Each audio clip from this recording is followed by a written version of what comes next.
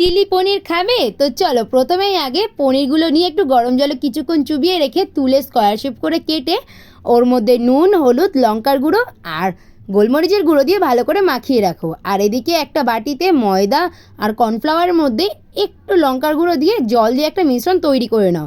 তারপরে ওই মিশ্রণের মধ্যে পনিরগুলোকে চুবিয়ে সুন্দরভাবে সব ভেজে তুলে নাও। আর এদিকে পেঁয়াজ, লঙ্কা, আদা, রসুন, ক্যাপসিকাম এরকম সুন্দর করে কেটে রেখে তারপরে পরপর সব কড়াইতে দিয়ে দাও।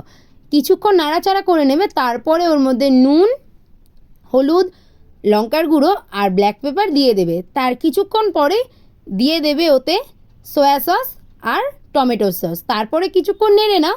তারপরে ওর মধ্যে দিয়ে দেবে ভাজা পনিরগুলো। একটু নেড়ে তার মধ্যে একটু জল দিয়ে দেবে সামান্য পরিমাণে। তারপরে একটু ঢাকা দিয়ে দাও।